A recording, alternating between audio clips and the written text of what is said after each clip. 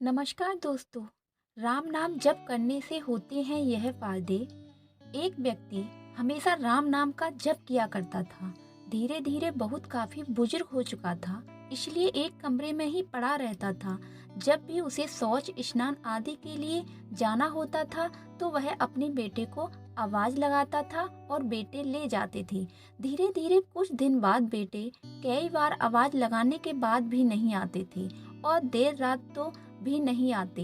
इस दौरान वे कभी कभी गंदे बिस्तर पर ही रात बिता दिया करते थे। अब और बुढ़ापा होने के कारण उन्हें कम दिखाई देने लगा था।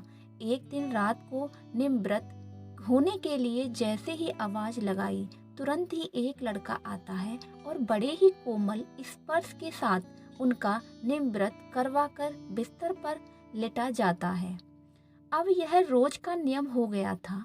एक रात उनको शक हो जाता है कि पहले तो रात में बेटे को कई बार आवाज लगाने पर भी नहीं आते थे, लेकिन यह तो आवाज लगाते ही दूसरे क्षण में आ जाते हैं और बड़े ही कोमल स्पर्श के साथ निमव्रत करवा देता है। एक रात वह व्यक्ति उसका हाथ पकड़ लेता है और पूछता है, सच बता तू कौन है? मेरे बेटे तो ऐसे नहीं हैं। तभी अंधेरे कमरे में एक अलौकिक उजाला हुआ और उसे लड़के रूपी ईश्वर ने अपना वास्तविक रूप दिखाया। वह व्यक्ति रोते हुए कहता है, हे प्रभु, आप स्वयं मेरे निवृत्त के लिए कार्य कर रहे हैं। यदि मुझसे इतनी प्रसन्न है तो मुझ मुक्ति दे दो ना। प्रभु कहते हैं, जो आप भुगत रहे हो वह प्रवध है।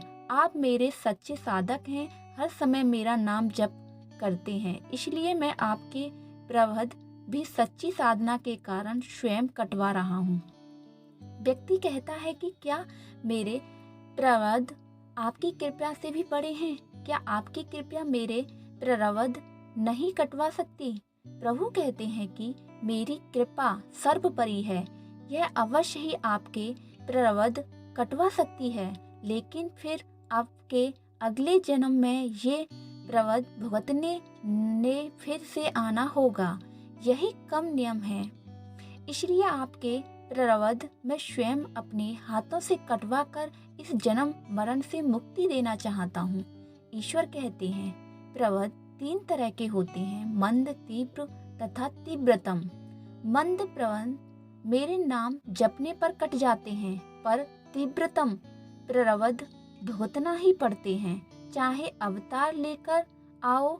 लेकिन जो हर समय श्रद्धा और विश्वास से मुझे जपते हैं, उनके प्रवध मैं स्वयं साथ रहकर कटवाता हूँ और तीव्रता एहसास नहीं होने देता हूँ।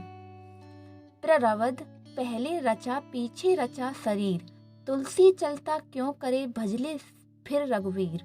जय सिया राम। हेलो दोस्तों, अगर हमारी वीडियो आपको पसंद आई है तो चैनल को लाइक और सब्सक्राइब करना ना भूलें। धन्यवाद।